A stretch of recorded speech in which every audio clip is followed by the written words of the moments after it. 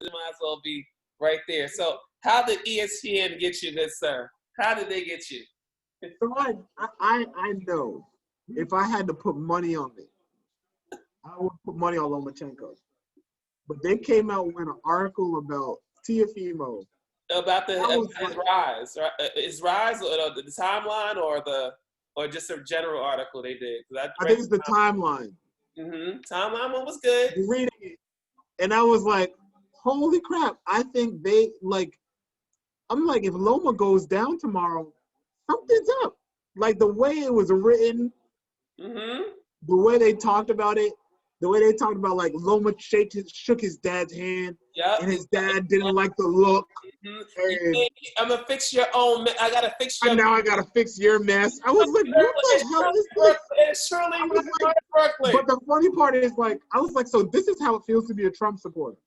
I was like, I felt like I was being brainwashed because I was like, yo, I know what I saw, and I know that Loma, and they were like, and then finally Loma has begun to respect Teofimo Lopez, and I was like, no, Loma has always said like it's an easy fight. I don't know what. Every time they ask Loma about it, Loma goes in his broken English, I don't know why you guys want to see this fight. Every single time they've ever done it, that's what Loma responds. So I was like, when I read that article, I was like, this is like the best sell job I've ever seen for what should be a one-sided fight in a really, really long time. And I was like, ESPN, I'm gonna watch it anyway. And I know what this fight is. It's if Teofimo lands, he's gonna put Loma down. But even then, like making it sound like Teofimo's dad was making it sound like Teofimo's right hand is like touched by God, right? And I'm like, but there's also physics, right? Because Pedraza throws harder than Lopez does. And he hit Loma. And Loma went down and got up and still schooled it. Okay? That's the thing. So Pedraza for sure had more power in his hands than Lopez, without a doubt. And I was like, so in my mind, I'm like, let's do a plus minus, right? A plus. Loma has more skill. He doesn't have an undefeated record. Like if you think about like all of the things, like if Floyd was fighting Teofimo, what are all the reasons I would be nervous for Floyd, right? The O becomes a nervous thing because Teofimo's fighting, he has an O, but he's young. If he loses to Loma, you know, his career can still rebound. Even though his dad is talking all this trash, he'll still be a champion. He's a legit champion. He's one of the best at that weight class. He beat Comey, who's really, really good. Yeah, and you had that gave me a little more like. Well, first I had to give the Brooklyn respect for him, you know, and it was something where they gave me both Danny and Angel Garcia vibes, where you know, with T.O. being more like even more brash than like Danny was, and Danny like just. No, but I think what I loved about it wasn't the fight itself. I loved his reaction, right? Because in reality, him and Comey both threw at the same time. His hands are faster than Comey's, so his right hand landed before Comey's was. So the fact that he was like, nah, it was kind of just like, he could have done the same thing to me and my hand just connected first. Yeah. I appreciated that because he didn't look good in the fight against, I forgot the Japanese, it's not Niniyoki, it's not Little Monster, he's not in that. It's, I'll tell you in a second. He was really good. He was a contender. His fight against the Japanese guy, I honestly thought it was a lot closer than what ESPN had it. Nakatani. Yeah, Nakatani. Who doesn't even have a Wikipedia page. Damn. That fight was closer than what ESPN was selling it to be. I thought on my card I had Teofimo winning it by 2 rounds. It was really close. And not only that, it wasn't that it was just really close. He didn't look like he had that much power, after round 4, right? Like there was a clear the fighter was Nakasani was like it was clear like in 1 through 4 if he got hit he was gonna go down. He got caught clean and he just didn't go down, which is what happens when you have a young fighter who throws heavy hooks. is, you know, they really rely on the pressure. I think the big thing for Teofimo is we haven't seen, like, he was like, well, that fight, whoa. He was like, that fight brought me into deep water, but I was like, that fight didn't really bring you to deep water. You know, like, it wasn't 12 hard rounds with a guy in your face, constant pressure, not moving back. I understand he's a pressure fighter too, so you don't really want to match them up, especially if you're trying to shoot him straight to Loma. You don't want to match him up. Like, the ideal fight would have been like him versus Pedraza, right? Like, that would have been the fight to make. If I'm Loma, but the thing about it is we know ESPN has fast-tracked him. They haven't they hitched their wagons to Top Rank. Top Rank has hitched their wagons to Loma. But ESPN has hitched their wagons to Teofimo. Yeah. Teofimo's who they've marketed around consistently throughout. Because when they signed their original contract with with Top Rank, Teofimo was one of the fighters who's up and coming. So they're not really hitched to Loma as much because they also know Loma's not a huge pay-per-view draw. So they're not going to do a Fury Wilder kind of, they can't do box office with him. Yeah. If they Teofimo, they can do box office. But, you know, I give them credit, though, because they could have easily said ESPN Plus or, well. Oh, no. They were trying to get this to be ESPN pay-per-view. Yeah, ESPN pay-per-view. Yeah, they could have Showtime, as we talked about on the phone, at least, about the Charlo brothers and thinking that I didn't even look at to see how bad that did, by the way. I haven't seen to look how bad it was. The fights were pretty good. They were actually really good. They were some of their better fights. They got tested a little bit? Huh? They got tested? Both of them got tested, you would say? The first one against Barinchuk. I can't come off. Sergey. Sergey from Brooklyn. The first fight. That was a good fight. Derenchenko. Sorry, that's his name. Sergey Derenchenko. The first fight against Derenchenko was good. And Derenchenko, the thing that they kept trying to line up was Derenchenko gave Triple G problems. He didn't really give him problems. He just was one of the ones who survived and didn't look absolutely bad. It was the same against Charlo. Charlo didn't really do anything to impress. He busted up his face, but he hurt him, but, you know, he's a skilled boxer. He has good hands. I think, honestly, it did bring him into the Canelo conversation, but I thought he should have been in the Canelo conversation a long time ago. Yeah. I think PBC didn't feel like it because I think they felt like if he lost to Canelo, he would kind of drop in the pecking order. But I'm like, that's your boxer, so it's about how you market him, right? Like, to me, it goes back to PBC very much runs themselves like old school boxing, where Top Rank, I would say, even though Bob Arum hates mixed martial arts, his marketing style is kind of going to how showroom and matchroom boxing is, with that very MMA style of like, okay, even though you have one loss, we're going to let you recoup it and we'll show how you've gotten better, right? Like the fighter has gotten better. And I think Top Rank has taken on that as well. It's like, yeah, you've lost, but now let's show the fight and maturity of how you've grown and gotten better. PBC is still very much you got to be undefeated. You have to be undefeated. And the Floyd thing, you know. And it gets me mad because, like, if we look at, like, the Charlo Harrison saga, right? Like, what cracks me up about that is, like, PBC has the perfect marketing ploy to try to the perfect marketing ploy to kind of, for the 154-pounders, to kind of have like a tournament, right? Because essentially Hurd lost to Williams. The fight that they wanted to make was Charlo versus Hurd. And they were trying to build that up, which has happened before. It reminds me of Golden Boy with Yuriorkis Gamboa versus Juanma. And how that completely fell apart with Juanma losing and then Terrence Crawford destroying Gamboa. It like completely fell apart. And I felt like the Charlos PBC had a situation like that with the Charlos. They wanted to make Hurd versus Charlo. Hurd and Charlo were both kind of like in separate corners with their management, right? Because I think this is still when DeBella was around. Or I think one of them might not have been solidly so. They wanted to fight each other. They were talking trash to each other. PBC decides, okay, Charlo just beat Williams, so we're gonna have Hurd fight Williams to show, so the audience gets a matching opponent, right? They get the opponent for the barometer, right? And then we'll give Charlo a tune-up against Tony Harrison, and then after Charlo beats Harrison and Hurd beats Williams, we'll have the mega fight with Charlo versus Hurd, right?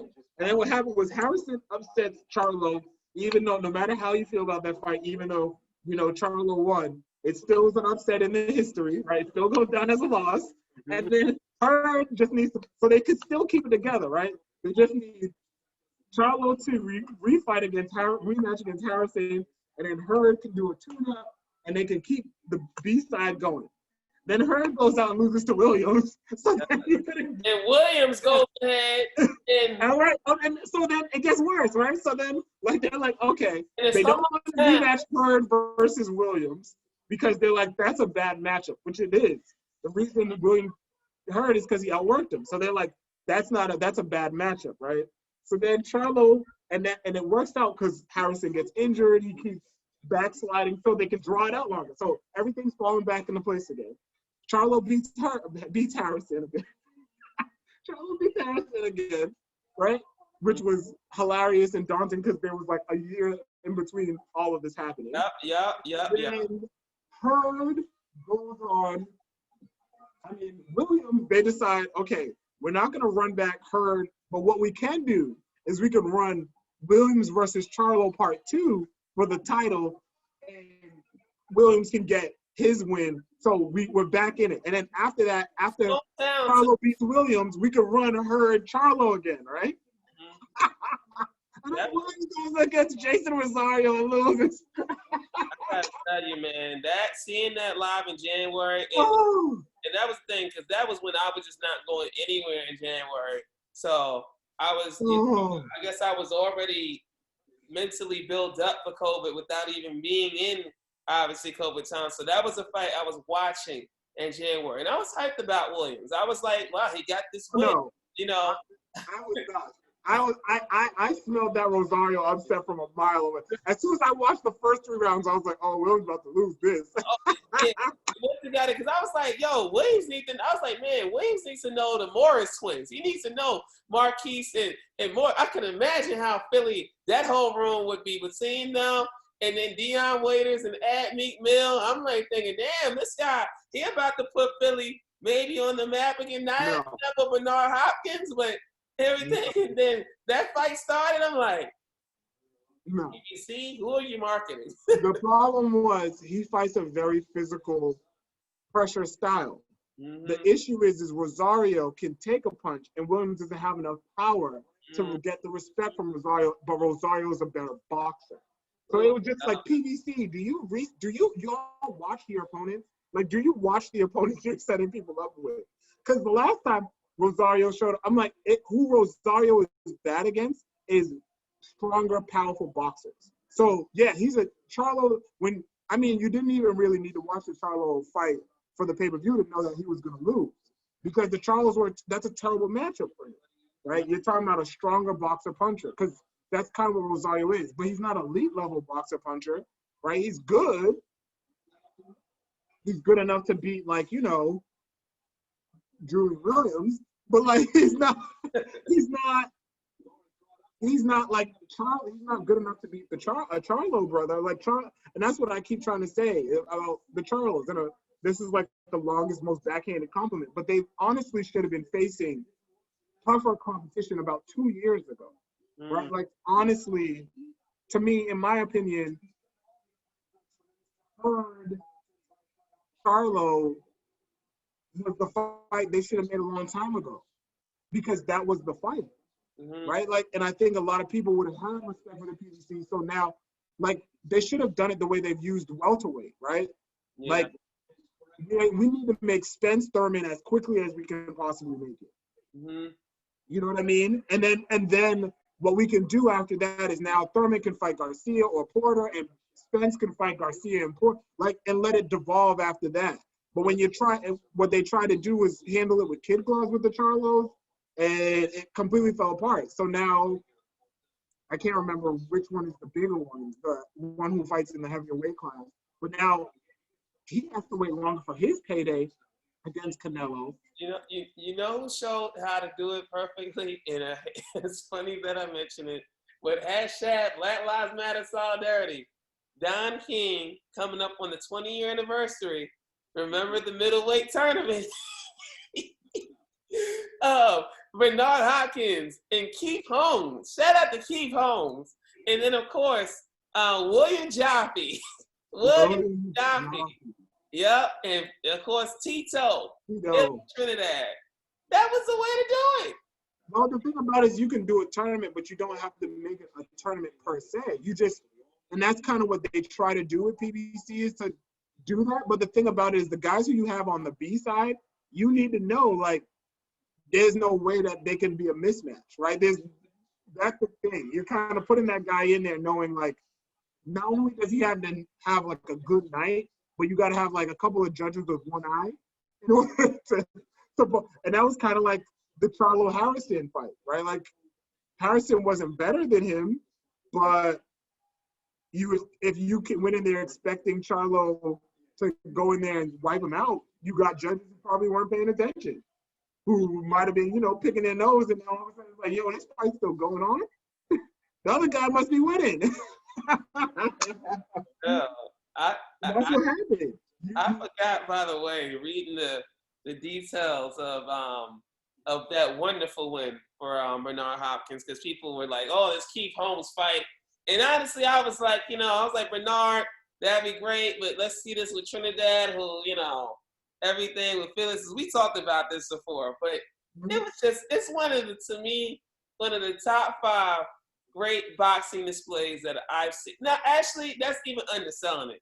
Top 3 great boxing displays to me all time, because it truly was one of the rare fights when he was an underdog, Hopkins, and I forgot he placed a bet on himself and then he threw the flag down in terms of Puerto Rican flag, and it was an angry mob. In fact, I might as well bring up the video on there right now, because that's a classic. But first, before we do that, there was the stare down. The stare down happened between, of course, and by the way, you're gonna laugh at the caption that ESPN writes on this. So the screen is being shared. Look at this caption, James. Ignore social distancing. Go face to face in the weigh-in. What did you think they were gonna do? They're fighting tomorrow. I'm gonna say tomorrow they're gonna punch each other in the face. So why socially distancing? Which ridiculous person at Bristol? Thankfully, that's the thing where I would have been like, okay, this headline doesn't make any sense. Like, why are you making this headline to have us laugh? I don't know. I guess to show how this time it's personal.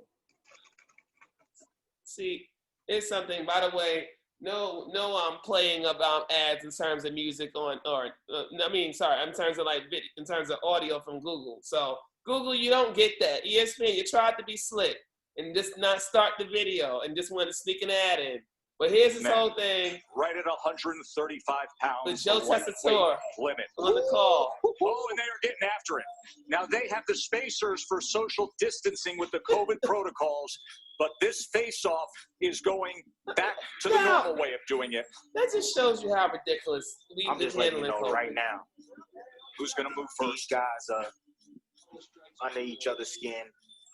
Lopez has got. I don't know. I honestly, I'm like, even that reading that article that was trying to sell me on it, I don't see how Teofimo. I think he's gonna hurt him bad. He's plus 33. Now let me ask you.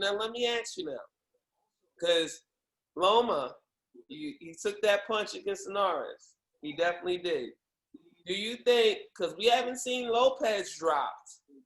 But do you think Lomachenko has I said Pedraza earlier. Give me Pedraza. Yeah, Linares dropped him, right? I get them confused. They're both kind of long and rangy. Get them confused all the time. Definitely.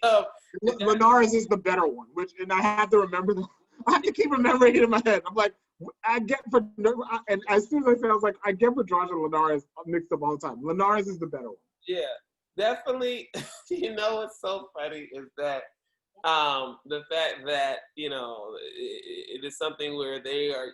You're right. They are really similar, and particularly at being at least bilingual, at least able to speak the proper Spanish all the way. Yeah. So, do you think Lopez will say to himself, you know what? You can do all your technical punching, whatever, but I don't think you are gonna brush me back. And do you think that his chin is good enough to at least deal with Lomachenko hitting him 3-4 times, where he's like, I can take these punches, and then I'm gonna try I to. think he can take them. I'm not predicting Loma. Loma don't want to knock you out, and that's what the dad is trying to figure out. Mm-hmm. Loma's the technician. Yes, Loma goes in there knowing he's going. Like I tell people, me and my student who does boxing as well, who's a boxer and boxing fan as well, we talk about all the time. And I said, Loma beats you in the most embarrassing way. I was explaining to him like what his dad doesn't understand is, yes, Teofimo's amazing and dynamic and has, one punch KO power. I said, Loma beats you so badly. You realize in the 5th round that you're not going to win. You're just going to continue to take a beating for the rest of the fight without actually being able to hit him. So you can't knock him out. You can't hit him. And now you're just going to get punched in the face and get clowned on for the entire fight. And that's why dudes get up on this stool, right? Everyone got mad at Rigondeaux. What could you do? You're getting punched in the face. You're not going to get knocked out. He's not hitting you hard enough to knock you out. Rigondeaux, I give a pass to because I had to accept painfully the fact that he was just too old, and that he probably was a little too big for him, in terms of the weight they fought. Sadly, I had to accept that all the way. Even though I was hyped for that fight, like they're finally facing each other. And I realized Rigondeaux is like 100 years old. So that was painful 2 years ago. At least it was a good night because then also Kyler Murray. And it was a great Heisman. Kyler Murray, the way he had it was a good fight for as long as it lasted. I didn't think, even though Rigondeaux was old, I didn't think the levels between the two was that stark. But you didn't think until the fight started. Right? You didn't think he'd run around though. Yeah. Who, Rigondeaux? Yeah. Oh, no. I thought that fight was even. Honestly.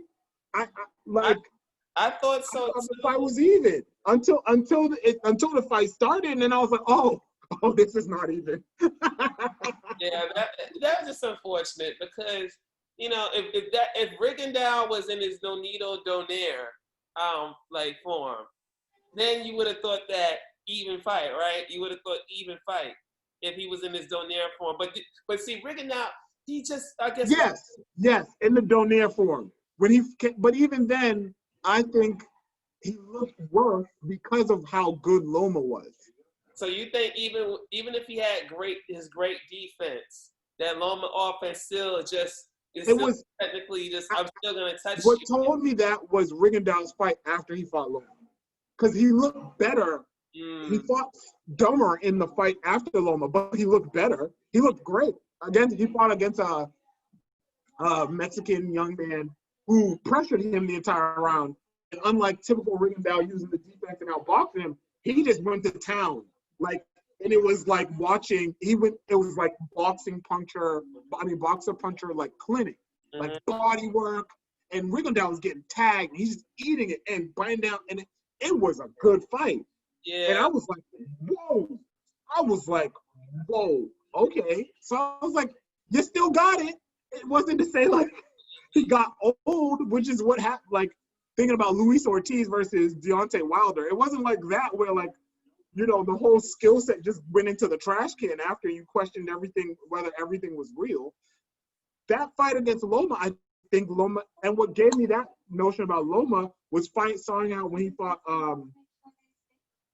what's the guy, they used to call him the Axe Murderer, the Axe Man. Is it Jacobs is his name? You mean my man, Mr. Wallace, Mr. Nick Wallace? Is that his name? Yeah, Nick Walters. Yeah. Nick Walters. That's He made Walters put on his stool. That's the thing. That's the thing. You know what? Because I was so hyped about when Rigondeaux was at his peak, and then when Walters also did that to Donaire, that I was like, damn, we got three guys that are like real in this division. So when I saw the Walters fight after, like the Walters fight was 2 fights before Rigondeaux. All right, I was really hyped because I wanted to see. And this is why I had to give Linares a lot of credit because, you know, I'm thinking that Walters, after he dropped Donaire after Rigondeaux, it's like Walters, he'll be like, all right, you can try all this stuff and everything like that, but you're not going to brush me back, and I feel like I can catch you, whatever. And that's the thing I have to give about Lomachenko. Before the Linares fight now, he could have the injury and all that, but it was something where his offense was so on slotty, that's like coming at you, that you couldn't really then tag him. And then his defense, I guess, was settled enough where if you had a chance to hit him, he still would slip. He was moving. Yeah.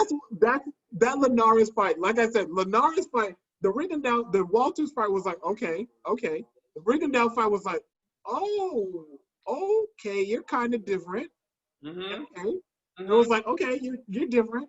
And then it was like, but no one's hit you yet. Okay, let's see what happens when you get hit. And then in the Linares fight, he got hit, and you were like, oh, he got up, and he's still moving that way. Okay. That was impressive. But do you think, though, would you say that T.O. is more skilled than Linares? No. You don't think he's quicker? You don't think? I think Linares T.O. is an even fight. I think Linares is that skilled.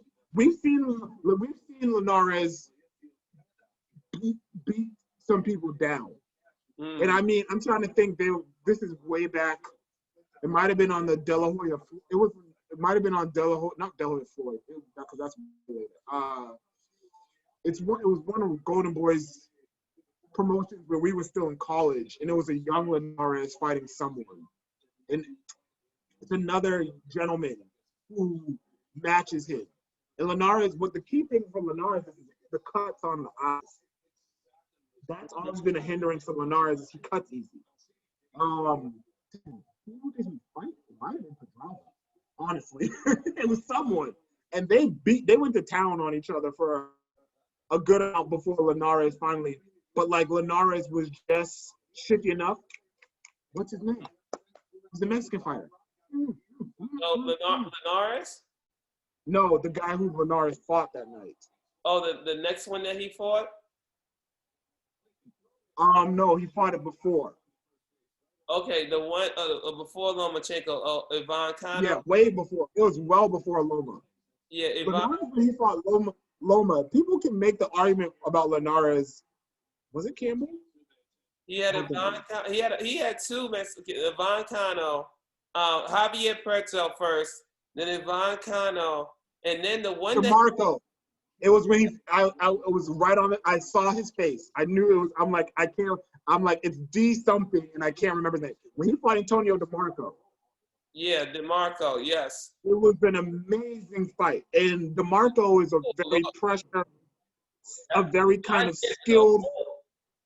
Linares, 9 years ago. Wow, Linares been go. In fact, that the 9 year anniversary. That's that memory, Andrew. See, I told you. I was like, they were on the undercard of someone's fight, and that fight was so good because I remember I was watching it, me, Francis, and somebody else, and we were watching it, and we were like, yo, this fight is good. He lost to DeMarco in that fight, so that's the key thing. So like in that fight, DeMarco, he was winning. I think he got a knockdown. He knocked him down. He almost knocked DeMarco out.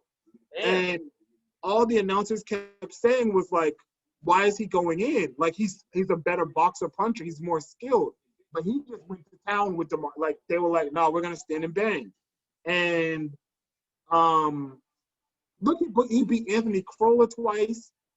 Yeah, Crolla. Luke Campbell. And Manchester too. Like I'm telling you, he's like don't sleep on Linares. That's why I was telling you that Linares fight solidified how different Lomachenko is to me.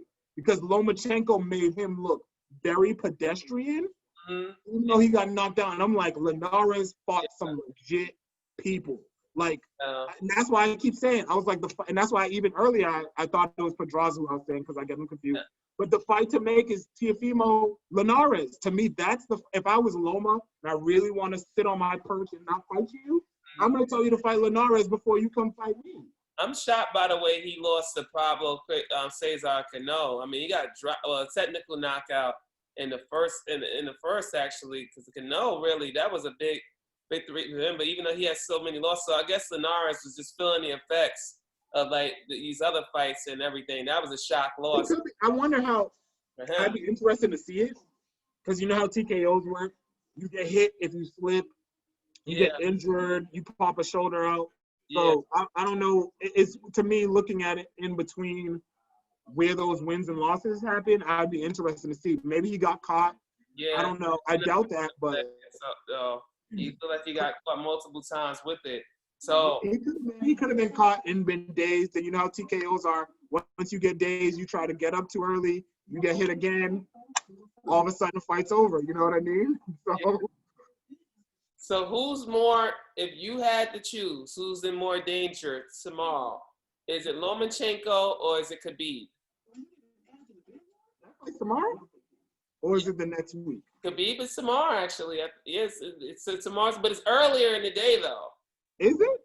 Yeah, Khabib and Gaethje, Justin Gaethje, pronounced it wrong, obviously. Sorry. The week later, they met. I heard 17th, and it's actually 24.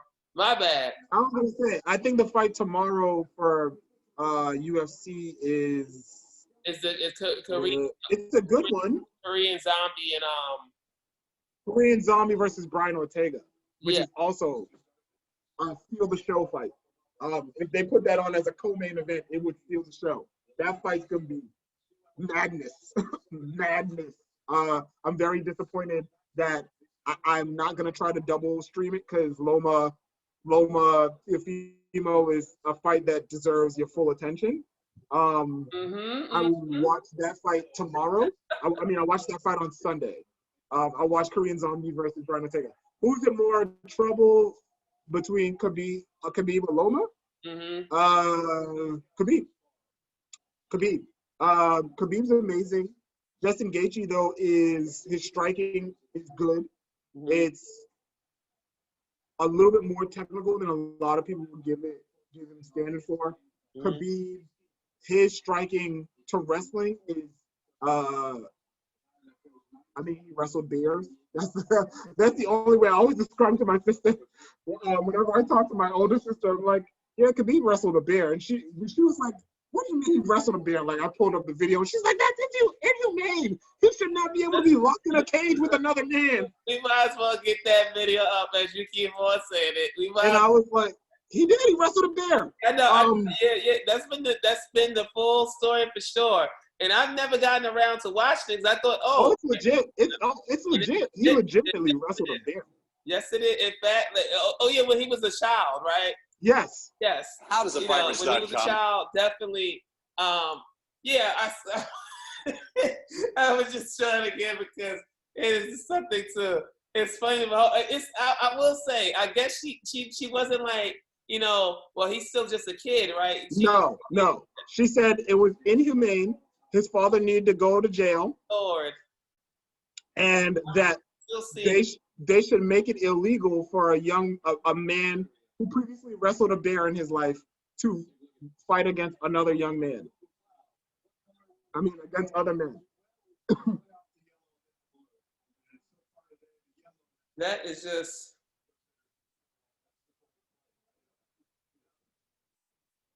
Yeah. It's extraordinary. It just is what it is with that. But I think he is his ground and pound. And by me saying he's in more trouble than Loma is less of I'm not saying Khabib is washed up.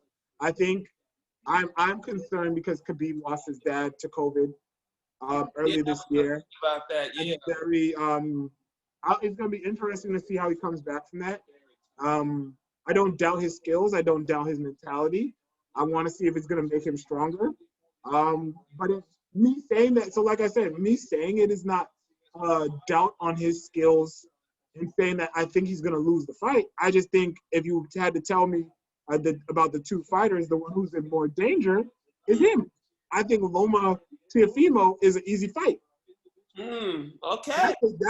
That's my thing. I think Loma Teofimo. I think there's one way for Teofimo to beat Loma, and that's it. It's literally one specific punch, right? Like it's not even just one. It's like a scenario, right? Like the Comey scenario. If we think about it, who has Teofimo fought that's been at like a Comey level, right? And then if you think about the Comey fight in itself, Comey fought that fight in the dumbest way that you could possibly fight a championship fight against someone who's only been 12 rounds once, which was he went out there and he was like, let's trade, which is the dumbest thing you could have possibly done, okay? Comey could have come out there and boxed for 4 rounds, worked the body. He could have went out there, as I said to one of my students, Comey could have went out there and thrown no punches for 4 rounds, and he still would have been in a better situation than he was trying to trade. I think Andre Rozier literally in between round 1 and 2 was screaming at him, why are you standing in the middle and trading with him? He literally was yelling it in his face, and then Comey went out there and did it again. I did not understand what he was thinking. I did not understand if, like, he made a bet with Teofimo's dad the night before at a bar and said, if you stand there and bang, I'll give you 50 G's on top of your purse. Like, I don't know what happened, but that was the only way that he was going to lose that fight, and that's what he did. The only way he was going to lose was getting caught by a hook, right? That's the only way Loma's going to lose is getting caught by a hook. Yeah. The thing about it is Comey got up. He got caught a couple of times, right? Like, they traded a bunch, and the last one was the one that ultimately put him in, right? I think if he catches Loma, Loma still could get up. Loma's savvy enough that he can hold on to him. I don't think he's going to be able to get into a position where him and Loma are trading. Loma's game plan is going to be, they know what Loma's game plan is. Teofimo has never shown me anything to nullify that kind of game plan. And there's one specific style that does it. And it's a very Mexican, dirty, put you, hold you here. And Teofimo, he never shown that kind of guile before, right? I think, and then reading that timeline article, it was like his dad was like, you know, my son's blessed by God. I'm like, you're fighting a person who has the ultimate defense against a one-punch puncher. Yes. Like, what are you doing? Yeah. His defense is not. You can't one-punch knock him out. That's not. And I'm not saying it's because his chin is so good. It's because him and his father have literally designed a boxer who's not gonna put you in a position where that happens. Yeah. I just that's the way I truly do see it with that is that Khabib has more ways to lose. I'm not saying he's going to, but Justin Gaethje has more ways to beat him. So yeah, he's in more danger because of that. Yeah, I think honestly that's my concerns for T.O. is that if where's a plan B against a guy that really is the ultimate, even if he's great at that plan A may be plan, or in terms of Loma, because this plan A might as well be a plan A, plan B, plan A, plan B, plan C, plan D, with how just incredible his offensive array is and how just accurate and fast and accurate. And then you have to say it's a little more powerful once the punches come in accumulation. But that's the thing. You don't think Sir Lopez, my fellow Brooklynite, has that gumption? He's like, you know what? I will over. Andrew, I'll put it to you this way: he can survive it in round 1. He will survive it in round 2. He'll survive it in round 3. When we talking about round 8, he ain't gonna survive it in round 8. And that's what I don't think people like. You're getting blistered with these punches from the beginning of them. There's no slowdown. It just constant. This is why me and my Menti, we talk about it all the time. He's like, why don't you get mad at Walters or Rigondeaux for cooling on his stool? And I said, because the fight was over. There was nothing. I said there was nothing they were going to accomplish. They couldn't hit him. Why am I going to stand there and get punched for 7 more rounds? Like, why would I do that? No, it's over. Like, what are we doing? Why are we going to do this? I've conceded that you were the better man tonight. I would like to go home with all of my face and faculties with me. I'm not going to stand here because that's the thing, right? That's what makes Loma so devious to me, is he enjoys just sitting there pounding on someone's face. Okay, him and his dad could develop the power to knock you out, but they decide not to, right? Look at what he did to Luke Campbell. It was like Luke Campbell's body was hurt. Then he was like, okay, I'm going to punch you in the head.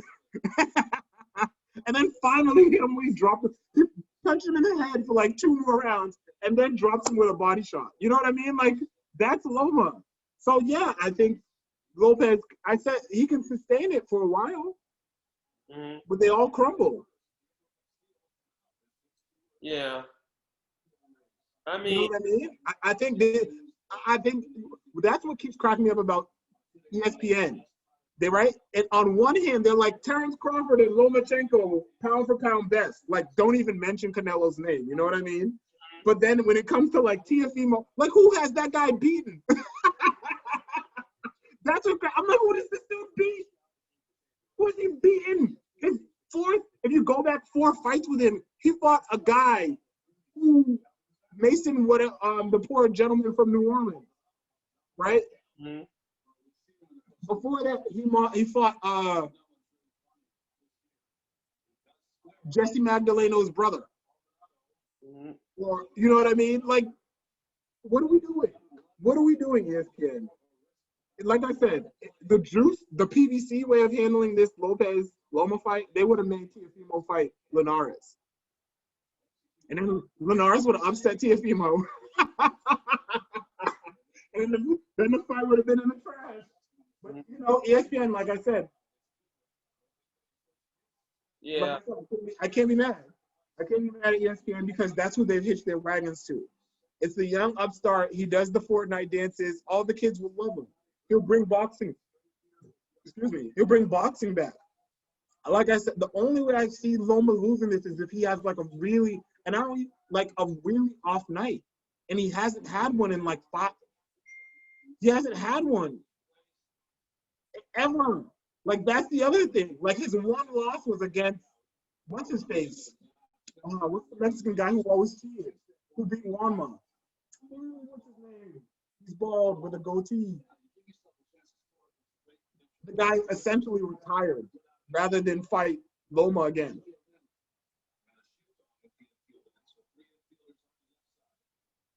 Yeah, man. It's not Salcedo. What is his name? He beat Juanma. You talk about in terms of the Rays and the Astros? No, I'm talking about the guy who fought Lomachenko's one loss. Oh yeah. In terms of Salido. Salido. Yeah. Right? I mean that's Salido. He retired rather than run it back. Looking for Salido. Salido ain't never gonna run that. He retired. They were like, let's run it back. He retired. My man retired. I don't want that drama. He's like, look, even if I low blowed you or whatever, like, they should have never run so soon. No, I cheated. He low blowed him. He rabbit punched him. That was the only match that Loma was busted up. Like, he jacked that dude up. And they were like, okay, we got our wins. We fought a couple more Mexicans. Let's run it back. My man was like, I will retire. Y'all can take all my belts, because he got stripped of all the belts. And he was like, and on top of that, I'll retire. Oh, you see that piece of hitting?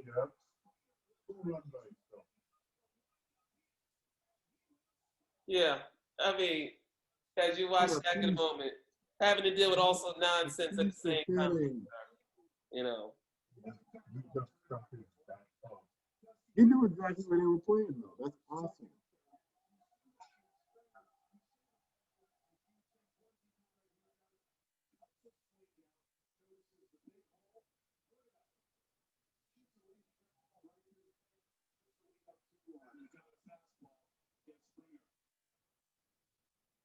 That's beautiful baseball. There you go. That is a beautiful baseball. It Was. It was. You're right about that. You Good put it sir. on a stupid shift. You don't gotta do much now. You know what that two RBI single look like in the paper, as they say. When you read that in the box score, what was the exit velocity on that sucker? It got 2 runs in. Oh boy. Yeah. We're getting game 7. We're gonna get a game 7. I want to see a game 7. We must remove from the stain of the Yankees giving away a series on purpose some 16 years ago. We must remove that stain and add the Rays to that. The Rays, you will be added for the sake of baseball and all those purists that are so angry. I know Ted Cruz is saying to himself, like, this is my team. The horrible person that is Ted Cruz. Ted Cruz don't root for the Astros. Ted Cruz root for the Rangers. No, He currently have people in their stadium. In fact, Jay, I will show you this week in this the sham hearings of a real extremist, a real Notre Dame extremist. Lord, I mean, it really highlighted for people how Notre Dame is really very problematic. Like, I mean, on so many levels. I didn't know that though. I mean, but a lot of people, just like Golden Dome, NBC, Notre Dame, Middle Michigan. Has always been problematic. The fact that we are still allowed to have an organization called the Fighting Irish is problematic. The Hunchback of Notre Dame, the Halfback of Notre Dame. Oh, my Lord. It's just something fascinating. So that is the combat sports that we address now as we are watching these LCSs all the way. Quick, sir, do you think, even though when this is uploaded, probably in the middle of the NLCS Game 5, do you think the Dodgers come back and win 3 straight, or do you think this is Dave Roberts' time? By the way, I think that is in a shortened season. No. You think he still should go? Oh yeah, he still going last year. The reason they got Mookie was so that they can get rid of him. How would you do your Red Sox hero of 16 years ago? How could you do him like that? He should have been gone 2 years ago. They've had the best team in baseball for the last 3 years. Wait, Mookie Betts at it now. Like, they've consensusly had the best team in baseball for the last 3 years, and they have the same amount of championships that the Pittsburgh Pirates have. And Joe Kelly at it as well, too. So Think about that. They have the same amount of championships that the Mariners have. that's a So lot. with all of the money, all of the stuff you spent in it, your result is still equal to the Marlins. Okay? It's still equal. No, he needs to go. He has to go. It's the even just for the Doc Rivers theory, he still has to go. And that's baseball side. That's getting into me talking about the management. There was a game me and my dad were watching earlier this summer. He let Kenley Jensen stay in the game, trying to go for a save. And I want to say he gave up 4 straight hits, and they lost the lead. Like, he came in with 2 runners on, and Jensen gives up 4 straight hits. Each one of them smoked off the bat. Just smoked off the bat, right? Mm-hmm. And Roberts doesn't even flinch. And then finally, after the 4th hit, they've now gone from being up, what was the score today, 4-1 or something like that? Gone from being up 4-1 to being down 6-4. Mm-hmm. Not making this up. 6-4. Yep. And then he finally goes and gets Jansen. Yeah. And now, Okay? You gotta go. You gotta go.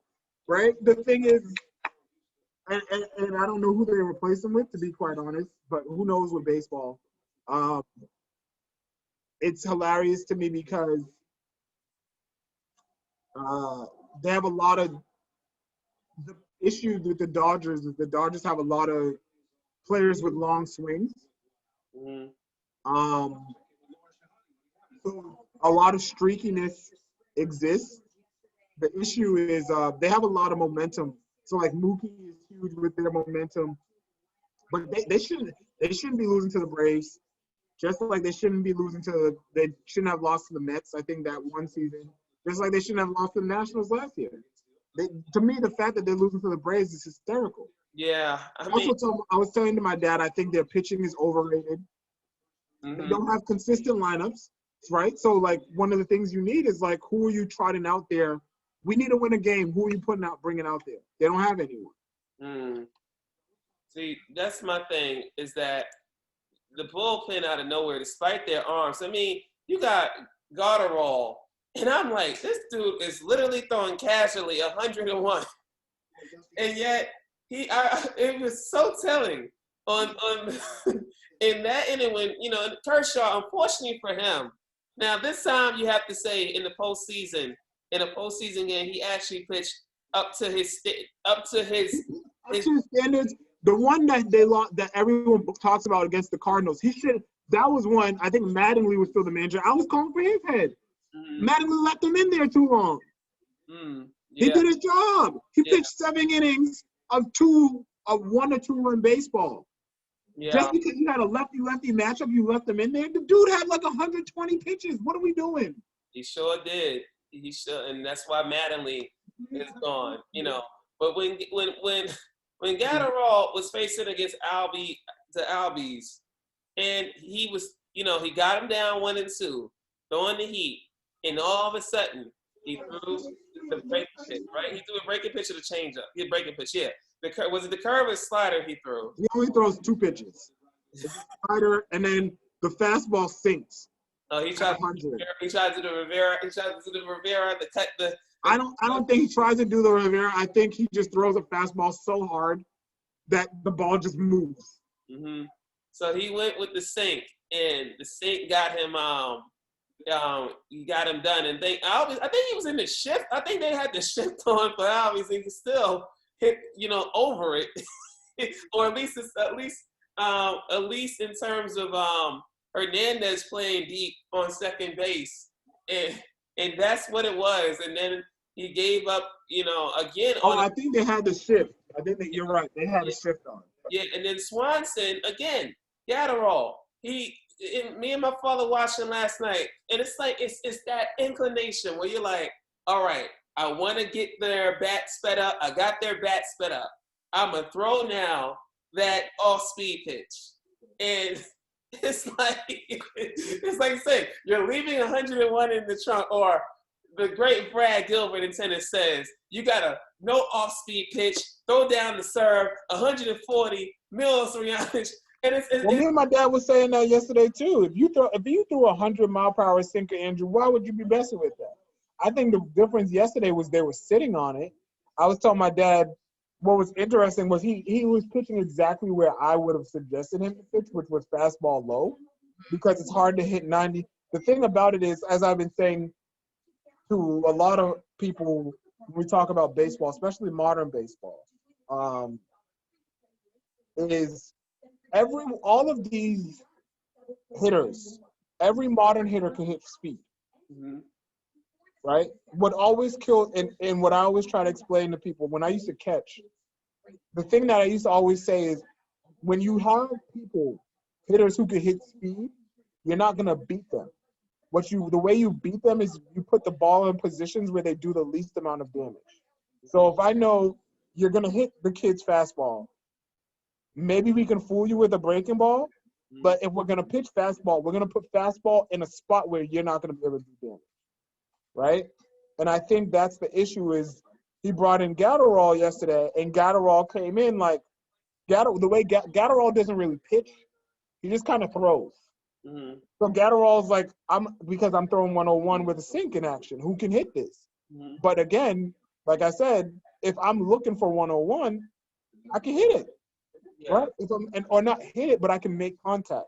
And I think a lot of, even looking at this game today, you look at what the Astros are doing. the Rays have really been profiting, which is why they beat your Yankees. What they've been profiting off of is these huge swings, right? They either throw the ball past you because it's a huge swing, and they throw enough breaking balls that get you off the fastball enough that if you're not sitting breaking ball, now you're not sitting on fastball anymore. So it throws off your rhythm, right? That connection, it throws off that rhythm, that connection. So I think the big thing is that's the tough part. I think the Dodgers, like Dustin May has great upside, but he throws 100, right? So in reality, if you're gonna do that and you get bullpens, like if you look at, I was telling my dad that yesterday. You look at some of the people who the Dodgers could really rely on last season. Like Rich Hill had a good postseason for them. Hyunjin Ryu had a really good postseason for them one season. I'm like all of the consistent people who had good postseasons for them, who throw consistent strikes, right? The other big thing is, when you're down in the count, that changes the way you're going to pitch. All of those consistent pitchers, they got rid of. Yeah. So they did. You're right. I guess they thought, Urias was gonna really, really develop, and and then. But I think he is what he is, right? He's not, and that's my problem. If he's going tonight, I predict him winning, because he's a strike thrower. He's consistent. He keeps you off the ball.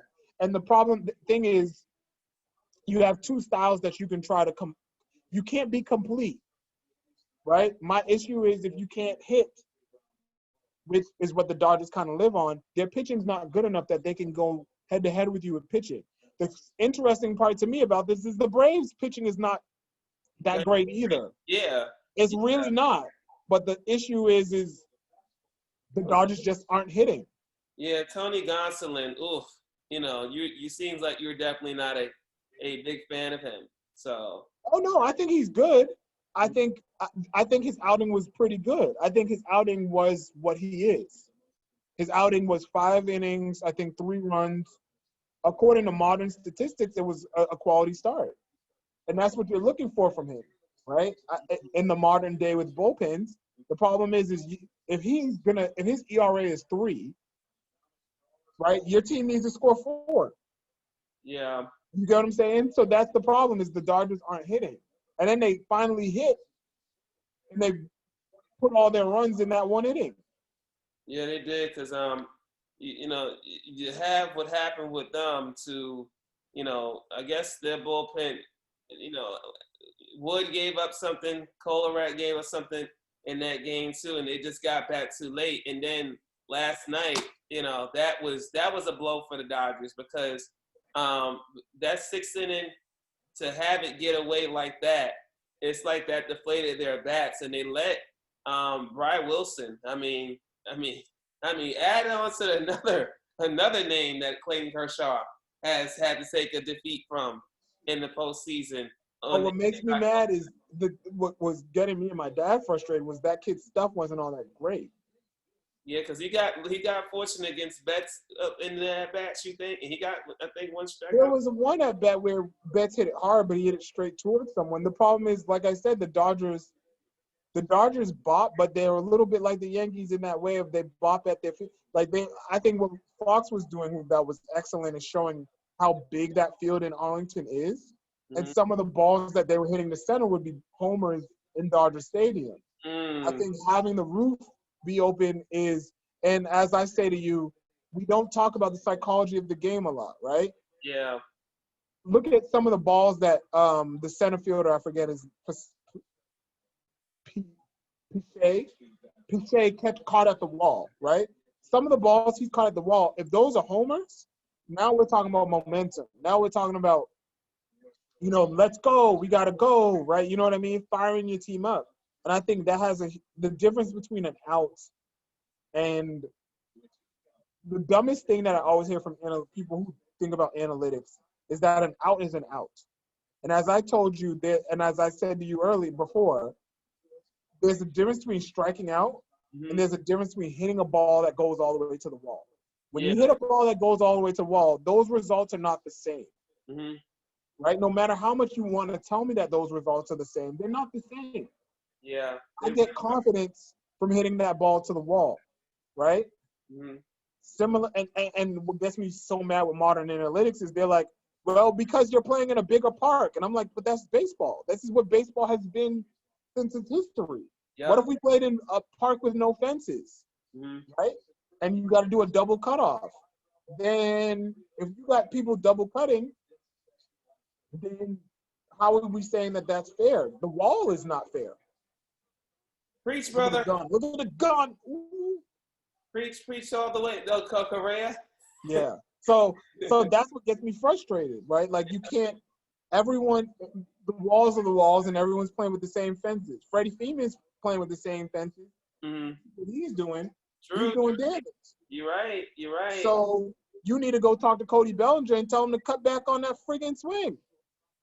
See, it all centers up. Yes, the one thing I'll say with the Dodgers with this and how, yeah, it's just inevitable for Dave Roberts if they don't win 3 straight games. There's the fact that they were really upset, obviously, and you could understand them saying themselves, well, we have clearly the best record in baseball. And yet, but they have the best record in baseball not because of him. Definitely the talent is so fun for sure. But, it's like the wild card. You're like, and then you wild card. But then it's like, oh, now postseason bubble. And they're like, wait a minute. Because they were the team that were loudest about the whole. But I mean, everybody obviously was. But they're loudest about the bubble because they said themselves, we're giving up our home field. And then other teams are going to play on our home field. Even though, of course, the Padres could say it too. But Padres didn't have the best record, honestly. So I guess like that factor where they're saying themselves like, you mean something. Saying that, as I've been saying to you before, who they need to be mad at is the Rangers manager. Okay, the reason that it's played in Arlington is, as I've been telling my dad, the owner of the Rangers filed a complaint with Major League Baseball and said he paid $4.7 billion for this money, and he will have lost too much money this year if he's not allowed to have an attendance. I'm not making this up. Yeah, he did. So this is why they are, as soon as I heard and everybody was like, oh, baseball's going to have attendance. I was like, yeah, that man was going to die if somebody didn't give him some gate revenue. Oh, see, no one has talked about that story enough. I'm so glad they have it. That's the whole reason that they have a bubble. Baseball didn't want to do a bubble. Baseball did a bubble because they were like, okay, you know what? COVID, there's a chance that we could have a COVID positive test. So let's just do a bubble and we can scratch our back at the same time because maybe we can add fans. And that's what happened. Did you notice they didn't have fans in Houston? They didn't have no fans in Houston when the series was played there, but they had them in Arlington. That's a good point. You're right about that because I keep forgetting the Astros did have their home field in the wild card. Mm-hmm. So, and yet Texas, of course, red state, decided it's all good to have fans in sporting venues, and we'll get into fully in that in terms of NFL in a second, and also unpaid football. But yeah, I see. That's one thing. Like I really didn't even know that actually, James. That the Rangers owner convinced Rob Manfred. In fact, scared the daylights out of Rob Manfred, I guess, to make him be like, well, we just can't have Petco Park and Dodger Stadium be the bubble. They could have, but think about it this way, Andrew. What if they said, what we'll do is we'll create the bubble in the city that has the number 1 seed? Why didn't they do that? Right? So now all 4 series are played in Dodger Stadium and all 4 series will be played in Tampa. Well, the reason they didn't do it is because old boy needed his money. That's the reason they didn't do it. Now you know what's funny? It's funny that you say that because they could have certainly just did it in Los Angeles, even though obviously LA still, despite them having their COVID contained, but because of so many people and how they bounced it back here and there, and how now it's in that clear point for them since it's hot there now, but it's still in that point where they just got through having a lot of homes cut off their water for having parties because fools did not understand this. You don't need to party, people. You can get your summer. Do y'all understand? So I could see them doing it if they did Dodger Stadium and all the way out in Anaheim. You know, I could see that. But one field though for all the division games, you know, I think that would have been tough. No. You don't think so? Because remember they had 4 games in one day. They could have built it. Yeah, that was because they were dumb.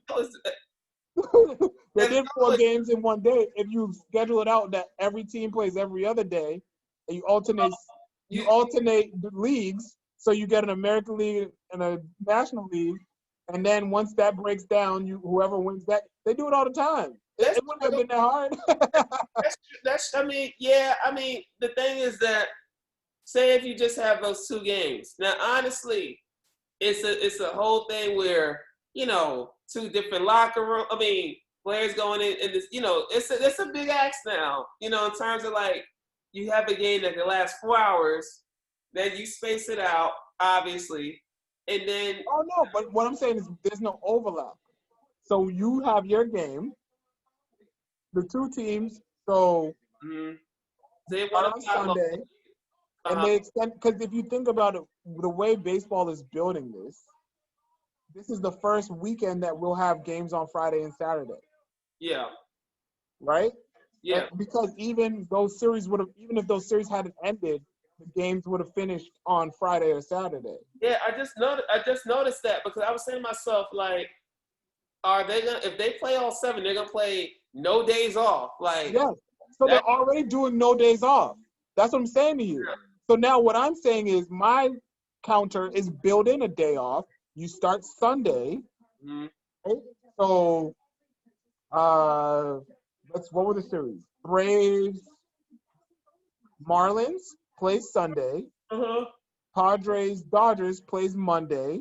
Mm-hmm. Braves, Marlins plays Tuesday. Dodgers, Padres plays Wednesday. Oh, so we're cleaning up. I see, but that's the thing. Like, what I'm saying is that you're gonna still play all. So you're gonna still have 2 different fields for both the American League Series and the National. Yes. No, not. I'm saying the American League teams go to Tampa, and the National League teams go to LA. Okay, I could. Yeah. And you get your home teams get the bubble. Yeah. Okay. Because you're not worried about You're not worried about fans. Mm-hmm. You're not worried about that. Mm-hmm. So you're not worried about, the only thing you're worried about is cross-contamination within the bubble, mm-hmm. right? So like once a group of players leaves and the other group comes in, but like I said, you're playing on separate days, so you can minimize that. Mm-hmm. The team who needs the field gets their workout in right before mm-hmm. the other team comes in, right? Yeah. Use a secondary field. Mm-hmm. You do that. To me, the reason they did it that way is because they wanted the revenue. You know what's funny? That's funny, man, that you say that. That's funny that you say or that. You could still, even if you didn't want to do that, then you let each team have their series. Then just keep it what it was. Yeah. Right? Yeah. Worry about that. You got that right with that, man. It's just something where I was making sure that you were having just 2 fields and not one for like the all. No. Okay. I wanted two separate fields, and if you're gonna do the bubble, team who earn their top seed gets to host the bubble. Yeah. Okay. Yeah. Yep. Got you. Yep. All right. Perfect. Yeah. Got you. You have a 4-team tournament at the bubble. Yeah, that's why the Dodgers have every reason, I think, a little bit on that. And that's not going to save his job, obviously. But they would have to say to themselves, like, wait a minute, you mean to tell us that we just couldn't have home field directly? Gone! It is gone, indeed. And now Kyle Tucker tucking it in. And we are headed maybe to a game 7. Still a lot to go. But, whoo, my goodness, Kevin Cash is not looking. Let that be known. Dusty Baker This could be your year. How funny would it be? How funny would it be, James? If that man comes back, wins the series, and then wins the World Series against the Braves with that team. What up, Alexa? What's up? On the Vigo Live all the way. Shout out to my friends all the way. That would be funny, no doubt, indeed. And happy birthday, belated happy birthday, Queen. Happy birthday for sure. Yo, Alexa, I'm doing the show now. Mr. No, I got him. I got him all the way. Don't he know I got what's everything good with him? Cause I gotta do the show with my homie. I'm gonna get him before he probably go to bed. I'm gonna hit him up, no doubt. I got him for sure. He's such a good hitter. You talking about Tucker or Gurriel? Both of them. Gurriel, I told my dad Gurriel's going through old man. He's going through what I'm calling a midlife crisis as a baseball player, where he's not trusting his hands anymore. He's trying to cheat on fastballs. Yeah. Well. Yeah. He definitely. I see that right there. Alexa, definitely. I appreciate it, but you missing. He gotta. I be busy with that, Alexa. He know I be busy. So I can't go to this thing right now because I'm doing this show with my friend. So. Letting that, so he'll see when I get there. All right. So now, since we'll go as we had our baseball talk on this, this is the thing. I'm just laughing at this whole story, James, about the SEC trying to act like the NFL. They might as well just be the minor league because they want to dole out punishment to coaches, just like they the damn NFL. Why do they want to dole out punishment to coaches? Because they're like, we must make sure these games go on, and we cannot have coaches yell at referees without their masks, just like the NFL. So they're trying to find. This is just how ridiculous this whole thing is, man. This is what happens when you, as an organization, allow conferences what they have to understand is, as states, right? Like when you explain America and how COVID is handled, you have to talk about it at a federal level, then at a state level, right? Mm-hmm. I always try to explain to people within athletics. When you're talking about how sports athletics is handled at a collegiate level, you have the state, you have the federal level, which is the NCAA, you have the state level, which is conferences. I said, but then it goes even deeper than that. Now you have individual schools. I'm not even going into divisions. I was like, the conferences can mandate one thing. The NCAA mandates one thing. That's a shot. It was a good hit. The conferences mandate another thing. Mm-hmm. And then after that, the school has to mandate their own thing. So if I am Ole Miss and we don't got enough money to pay for all these damn COVID tests, I ain't going to do some of these COVID tests. Presto. And it's just a thing when I saw Missouri, I forgot who Missouri was playing this weekend. Missouri and I forgot.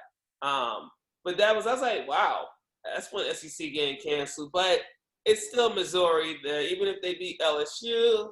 And I'm like, I ain't really watch it because it's just ridiculous to really. Yeah, I was going to say. Last week was the first week I had to watch college football because the damn Premier League let me down. And I was just like, oh, gosh. International breaks. A lot of people in Europe can't stand them too, James, as well as around the world. I actually don't mind them, but we'll get into that in a second because there's a lot on the you wait for Big 5 league front to talk about, definitely. But, yeah, I was like, Grace Stanky, I'm like, you are doing the worst Roger Goodell impersonation, and I'm gonna get at Roger Goodell in a second, no doubt. I'm gonna get on it in doubt, indeed, and everything. I'm gonna get on him, indeed. All right, but the thing that pissed me off about this whole thing is the fact that this man is truly making it obvious to anybody that they should never, ever not call this unpaid football like I call it. And I will always do that. And then, because come on, dude, like literally now these coaches, which again, these coaches shouldn't feel bad about it at all, because they're exploited. I just got to keep it real. Even the coaches that I like, They're exploitative. But Mike Leach complaining about players now. And why people see that's why they hate Mike Leach. I mean, or like why Mike. That Tennessee story makes me laugh because I had to do a little bit about it, but the fact that the AD hired him and then the boosters was like, no, No. I mean, that's only in the South, in the SEC. The crazy white people do crazy white things over crazy white coaches. Shout out to Golf Chocolate and a lot of great sir. But then the thing that makes me even more is the fact that they have the most prominent coach in the country, Nick Saban. And this is why I get at Nick Saban. Because Nick Saban is the type of guy that's about player accountability, like common sense, all these things, all right? We know darn well if players got outbreak, I said it darn well like Marcus Spears. If players got the outbreak, thanks God. If they had gotten an outbreak on the team, you know for sure he'll be like looking at them with disgust. Of course. So he be there cussing at them, throwing his headset, even if they don't got no headset. He's just gonna find a random headset laying around and throw. Oh yeah, we know him. Even some of the good things lately about him, like Belichick, he showed good things. He still is highest paid coach, still making his money, and these players ain't getting paid. I'm just keeping it 1,000. Even if they embrace him and love him, the opposite of how Ryan Clark still hates him, or like really hates him, but still respects him, but really hates him for what happened to LSU.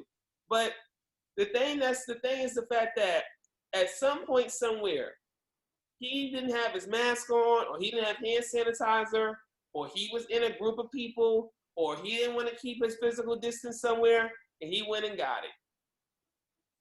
And he just went and got it. And that's what happens when you're practicing or trying to do daily real activities in a pandemic like that. And it's something where, yes, he should take that, but then this is why you can't blame, to me, players collectively. And then the Titans situation, and we'll get into that because they almost got everything thrown the book at them. But yet Roger Goodell ain't still wear a darn mask on TV when I've seen any of his interviews before. But Emmanuel Acho trying to be like, oh, I should have listened to Colin Kaepernick now and all this stuff. It's just the fact that we got people doing insane things, mostly white people, doing insane things. And it's like, because the issue is people keep trying to operate under, we are in the new normal. And the thing about it is, you shouldn't come up with a phrasing as the new normal. Exactly. We're still in a pandemic. There's no such, a pandemic is not normal. You don't just say we need to recreate normal. That's not how normal works. Normal is a thing that exists. Mm-hmm. It's only normal and abnormal. Normal lives in an absolute, right? Mm-hmm. I mean, and I'm not saying that because, I'm not saying that as an excuse for anyone who's going through any type of like mental health issues. I think from a societal standpoint, the way we talk about normal is not good. But I think from a public health and government and federal responsibilities, yes, normal is a very finite definition. And that's what gets me kind of frustrated. You can't talk about the new normal. And that's part of the reason why I was telling you, previously, like, I'm not going to watch college football. And the reason I'm not going to watch college football is because, at the very least, professional athletes know they're getting paid, right? Like, they understand what they've signed up for. These student athletes, we already know the staggering number of them are not going to go professional in the sport that they're playing. And on top of that, now we're going to ask them to risk bodily harm and potential to get a disease of which we don't know the actual ramifications of until later. It's silly. For the sake of our enjoyment, so that we don't feel like Saturdays in the fall are strange. Like, that's the only reason that they're playing, right? Because no one is going to take a Super Bowl. If anyone wins a Super Bowl, no one's going to take that seriously. Anyone wins a college football trophy, no one's going to take it seriously. Yeah. Right? Like, this World Series, granted, if someone wins it, that's, they won a World Series, but no one's going to take it seriously. Man, it's just a thing that I just want to see. I really do want to see how this country is going to respond if there is no way possible the SEC. I got a question for you, Andrew. Sir. Who won the Stanley Cup? Tampa Bay Lightning. Oh, okay. I was James. I got to give you the audio. I was giving all the love and respect. No, I was asking from a referential standpoint of that tells you how not serious everything, and NHL and NBA are the only ones who can make a serious claim of, like, because the Lightning actually deserved to win the cup, right? Like, they were a favorite from start to finish. The Lakers were a favorite from start to finish. You see what I'm saying? So we can barely, like, we can barely remember who won the Stanley. You think we're going to remember who won this damn World Series? Right? You think we're going to remember who won the college football playoff? You think we're going to remember who won the Super Bowl? Mm-hmm. I mean, preach it, man. I mean, yeah, it's something. And the Lightning, Lord, their celebration was to show and be in the box seats of the Tampa Bay Buccaneers game was their celebration.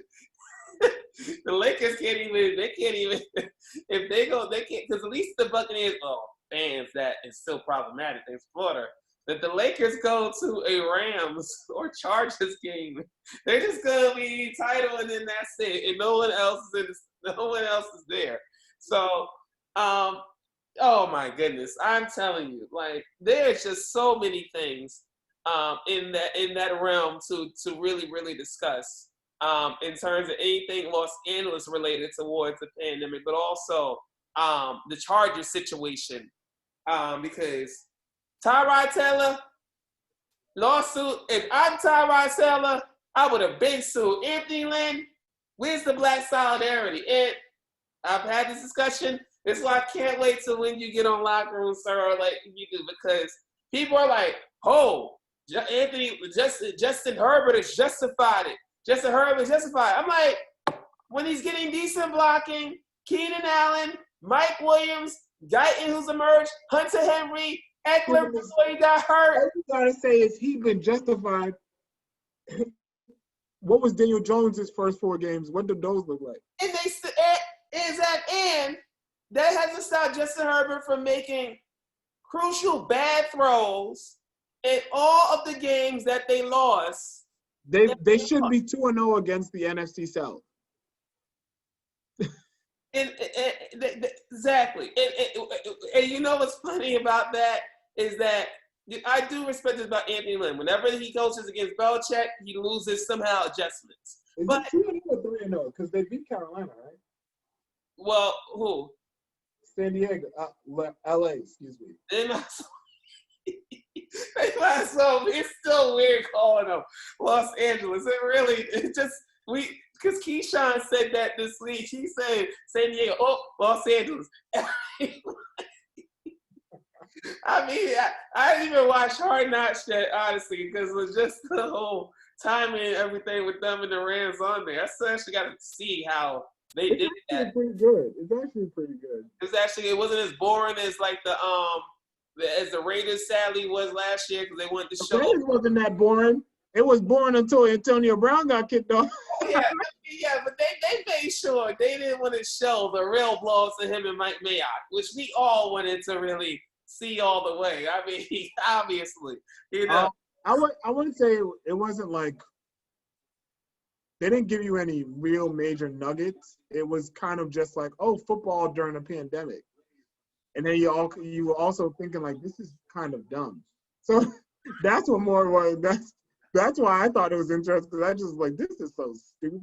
And you know what's so great, man, is that what's so crazy is that about that is because that stadium if you talk about that fool from the Rangers, their owner, is it still Tom Hicks or is Tom Hicks still the owner of the Rangers? Let me see that right now. It might be his son. Yeah, I think I'm checking right now. For some reason, I feel like Skip Hicks is the name. Oh, now they have. Now it's sorry, not John Hart. So I said sorry, I meant John Hart. John Daniels, but he's been the owner for 15 years now, so he was the one that was all over the place. Actually, sorry. He's the general manager. Sorry about that. It was still Tom Hicks, but now it's a full group that's owning them now. Okay. A full. When you said the name Hicks, I'm like, I remember it. I don't remember it was. Can't remember if it was Tom, whoever the quote was from, but they quoted, and the person's last name was Hicks, and they quoted them as saying like, "I've spent too much money building this stadium to not be able." Because I remember reading about in August, they were talking about the Rangers possibly having fans in the stadium, and it was like right at the point when it really got hot in Texas. Yep. And they were like, the Rangers want to have fans in the stadium, and like it took all of MLB baseball, of Major League Baseball, to talk them out of it. And then finally, we heard about the bubble. Yeah, we did. And by the way, this is how the Rangers sold their team, and this is why Texas, mostly Republican white people, are just nuts, especially rich overall, especially with oil and oils involved. Following financial problems, including defaulting on a $525 million loan. let me just share the screen of what that. As you see, the Rays, the runners on first and second, right? Oh, I'm looking at the drama because there's drama between. Correa? No. What's happening is the pitcher. So the pitcher. He's trying to pump him up. Damn, Correa. Woo! No, he's not trying to. He's cussing him out. He is cussing him out because Diaz, he threw a pitch to Diaz. Yeah, what's up, Saban? And Diaz took it as a ball. And I think Valdez said something to Diaz. Yeah. Like, you paid or something like that. And Diaz says something back like, no. So then Diaz was going back at him because I guess he's like, don't talk to me. But again, I can't lip read because it's all in Spanish. So that's what I think will happen. So why was Correa upset with Valdez? Because I guess when he pitched, he yelled some. So here goes what I think happened.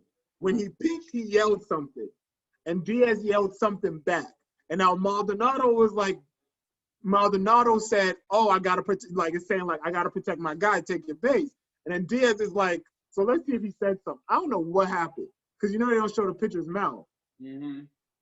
See, all I can say is that this is why we need more Latin umpires. That's just the first thing that came to my mind.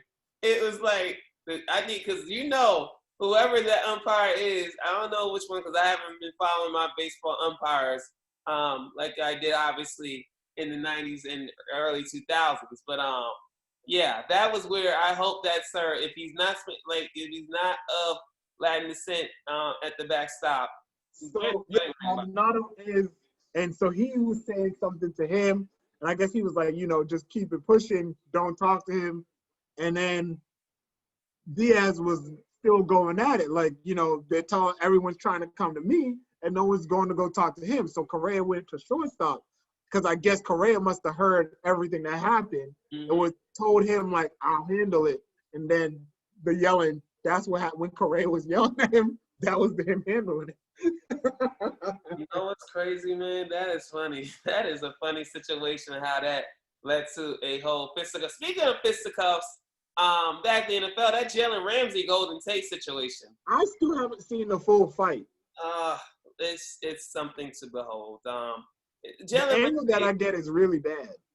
What you say? One angle I got was really bad that I saw was really stupid. But apparently I heard, because they got murder drama apparently because, what is it? Jalen Ramsey or Golden Tate's sister went out with Jalen Ramsey, or what is it? I don't know why. I don't know. See, his sister, I'm telling you, Golden Tate's sister, she be around, and God bless her. She can do whatever, but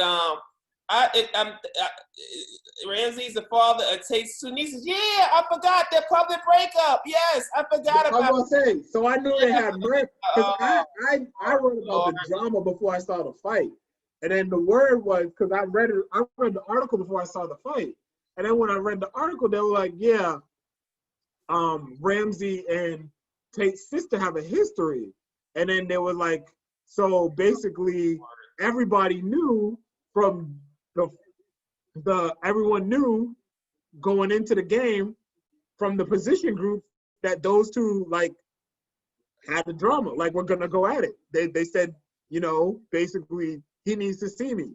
So from what I understood, both position groups knew like they were gonna see each other.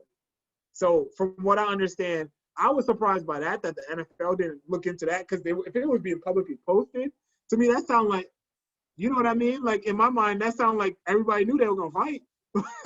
So that's what that sounds like. I was like, the NFL can't just be having people who. Well, I'm just kidding. His Jalen Ramsey's agent really does annoy me, by the way, sadly, and he's got to be sadly a fellow brother, but he's the same age as Deshaun Watson. I'm like, why are you waiting?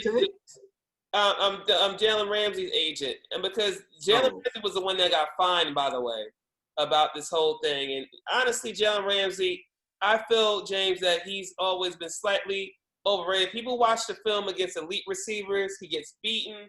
Like whether it's AJ Green or Tyreek Hill. The AJ Green one always stings at me because I had to school Mina Kimes on that because, she was trying to give Jalen Ramsey all like credit and everything like that. And I'm like, Mina, AJ Green was beating him the whole game. It's just that Andy Dalton wasn't putting the passes accurately. And then then AJ Green was like, dude, like just because I'm not no main talker don't mean I won't whoop your behind. And it just stems from Jalen doing that to Steve Smith. And it's something where I was like, is he really going to understand that you had your dad around in your life? Like, you didn't grow up hood. Like, you know what I mean? Like, dude, like, real talk. You were not that hard at all. You know what I mean? It's not like an Akeem Talib situation. And honestly, even if the key to lead has had his life or whatever, if I'm Michael Crabtree or whatever, I'm hunting that man down every time I see him.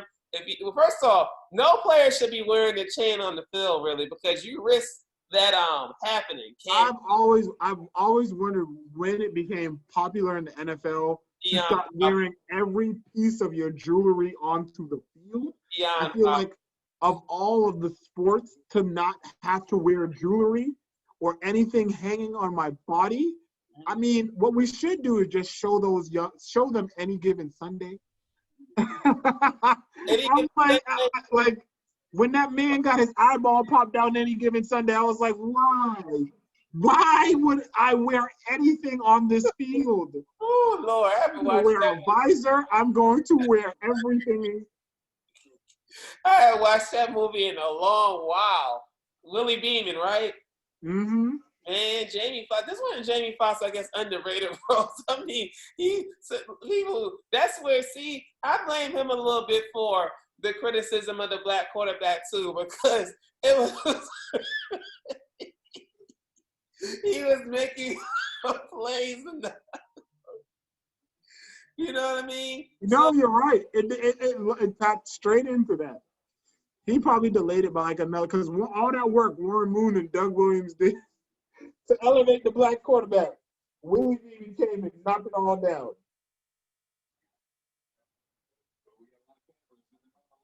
Yeah, man. That's just classic, That's just classic. That's classic, man. It just really is. It just really, really is. you know, I had to just send this message right away, good sir. So No, I'm just caught up in this game right now. yeah, without Tuve. Well, not Altuve. They talking about Yandy Diaz's slide into Correa, which I didn't think was all that dramatic, but whatever.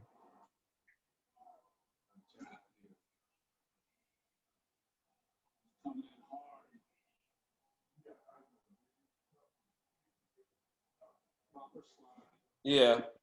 It was a good slide. He didn't try to do nothing crazy.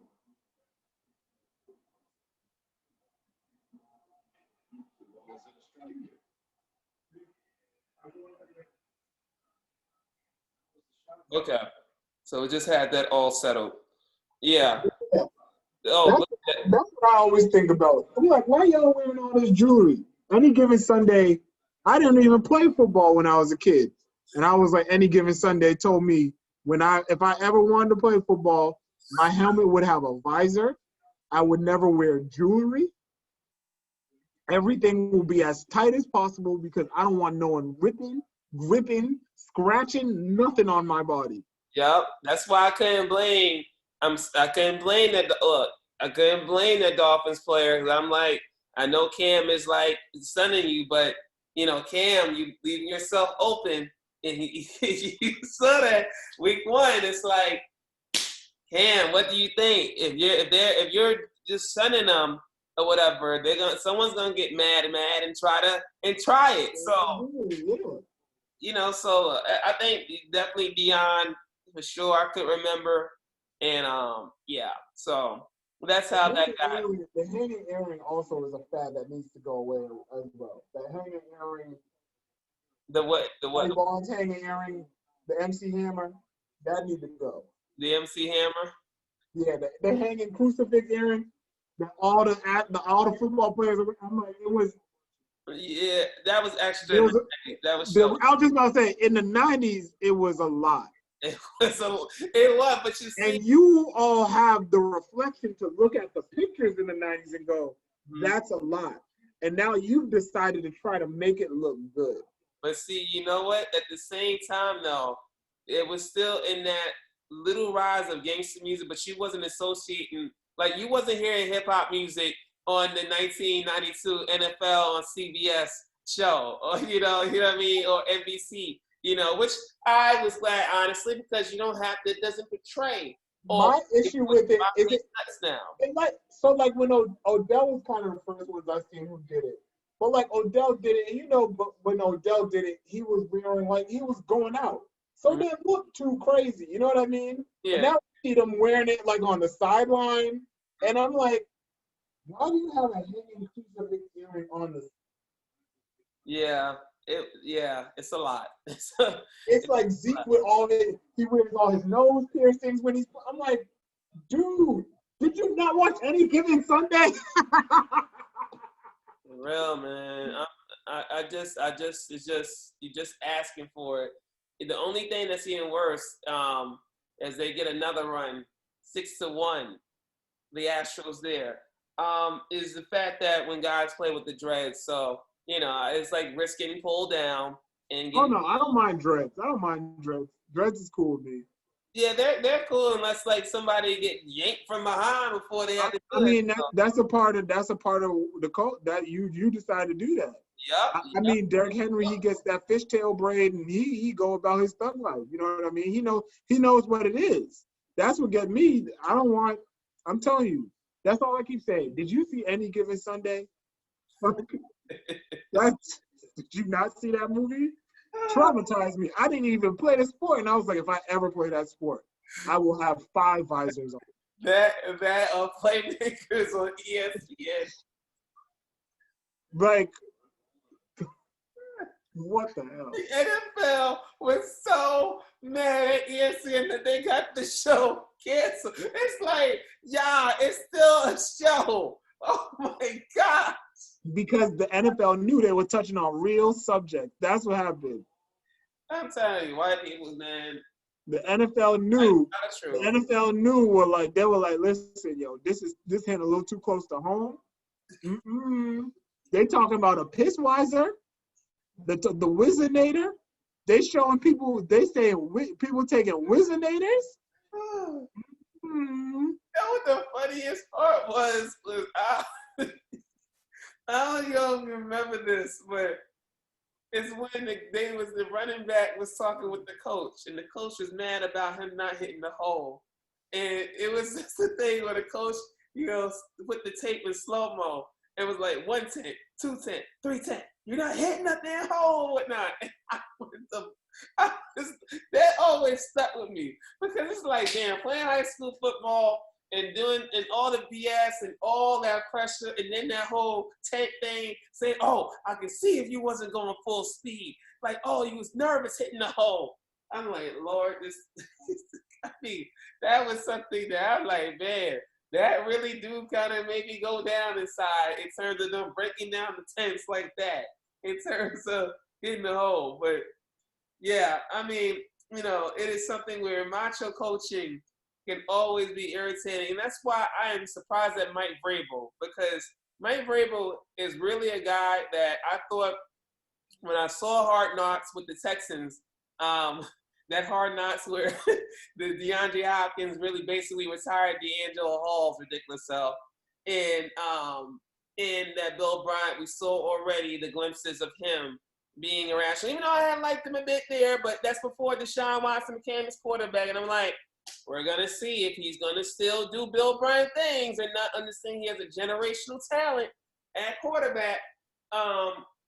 Mike Vrabel, I was like, okay, he's sort of the assistant to Romeo Crennel, okay, linebacker, Patriots legend, you can say, obviously, but he has that edge where he's like, yeah, he's going to be this tough meathead approach, but, he's cool with J.J. Watt, Brian Cushing, so it's like, all right, you can see how that works, cool.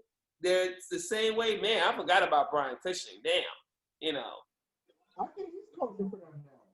He's coaching them now, too? I think so. I saw him on the sideline. He probably is. I know J.J. Watt and him are close, so I think he made sure that, he's actually the strength and conditioning coach, which makes him perfect for that. I told you. I saw him on the side. I was like, was that Brian Cushing? Yeah, I mean. I thought Cushing had to retire because of new concussion. Yeah, I mean, that's his buddy for life. They were going to make sure they would be inseparable in terms of both of them. But, yeah, I mean, they're really close. I mean, they go to each other's foundation type thing. So, yeah, it's just something that I thought that Mike Vrabel would just be that. And he really, really has become one of the better coaches. And honestly, he showed Sean McDermott how you can actually trust your athletic quarterback without a big – well, Tyrod Taylor actually has an arm. But, people just keep forgetting that, though. But he's shown it, man, where that game, even if it was home in Tennessee, like with all they went through last week, I mean, almost probably getting threats about having to forfeit a game, as a possibility of punishment. And they went and made sure people held off on the whole Josh Allen is playing at an MVP candidacy name for Josh Allen. I was so happy when Tennessee beat them because if I heard Josh Allen playing at an MVP level, one more week.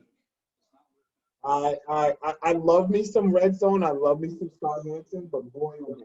He will prop up certain quarterbacks.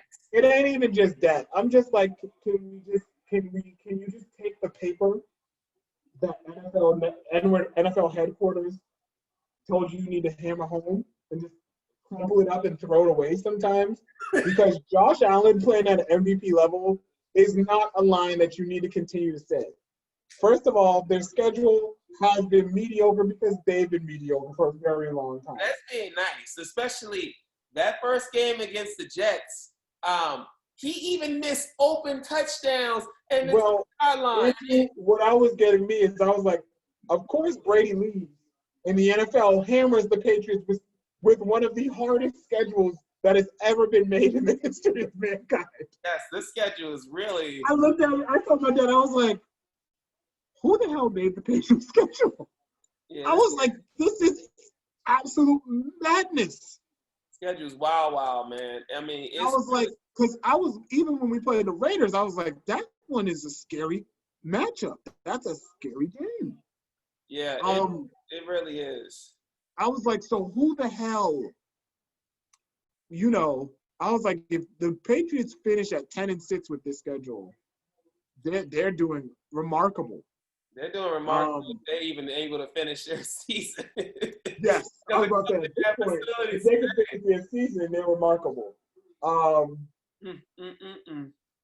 that's what I was saying. So that was the key thing. So yeah, I'm just tired of them continuously saying that, you know? Yeah, it was so damn annoying, and it was just the fact that it just showed you how great. First, Brian Dable doing a great job play calling, and that's why Nick Saban hired him.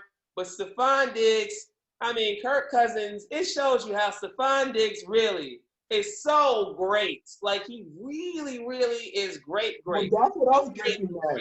It's like bigger than Josh Allen playing at an MVP level. I'm like, Stephon Diggs is balling out of his mind. Yes, that is right. And how he misses him, this Kirk Cousins, and how he's getting exposed as always. And Kirk Cousins, no Dalvin Cook this Sunday, and they face off against, I think they're facing off against, I forgot who the Vikings, they face off with somebody tough. Let me tell you real quick. And they kind of do need, they're facing off against they're facing off against, Atlanta. So, yeah, maybe they That's a dub.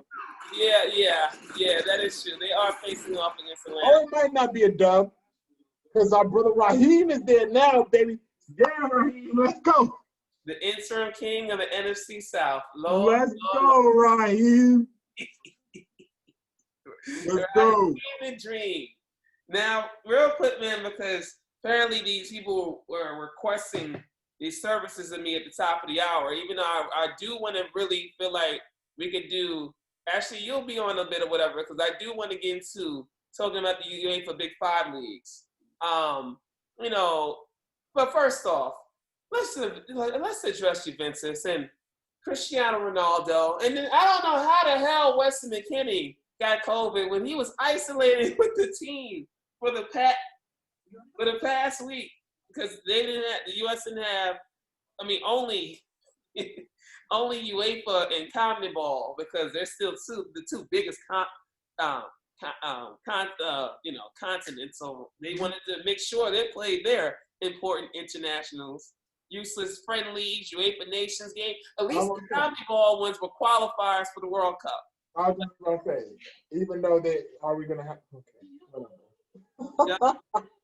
But and this is why we told Jonathan this early in the week. It's something where this is really, it's already bad enough international break where you're just hoping, especially at the beginning of the season, if you're playing well, if like you're an Everton fan, you're like, please let no one get hurt. We are playing great, and then all of a sudden you're like, oh my gosh, someone got hurt. Did James get hurt? Like, thankfully, I didn't hear anything like that. And that's why that matchup tomorrow morning, that's going to be something to behold, even with no fans probably for the rest of the season in the Premier League. But real quick before I get you back on in about 30 minutes, as we probably will watch the Dodgers start maybe their 3-game improbable comeback, who do you have in terms of tomorrow? Everton, Liverpool, Merseyside derby with no fans for the first time in life forever. James, are you frozen? James, you frozen? Hello? James? Oh, wow. He did drop off. Damn. Hey. You okay? Did you hear my question before? No, I did not hear your question. My Zoom died before. When it had the Zoom gremlins again, damn. I see. All right, let me ask you real quick before I add you back on in about 30 minutes. Everton, Liverpool. Who you got tomorrow? At 7 o'clock in the morning. That's a tough one. Everton's healthy? I didn't hear any injuries, so I didn't hear any injuries for Liverpool obviously before the break. Mhm. Allison's been out. So no injuries from Everton, I heard. Liverpool, everyone's healthy? I mean, no one got extra hurt over the break. Allison obviously is out. Ooh. That's a tough one. You want me to let you think about it and come back? Because I'll be back in 30. I'll try to upload this one quick and then come back in 30. Yeah, let me think about that. Okay, good sir. Let me come back in 30. I stop this live and I will come back in 30.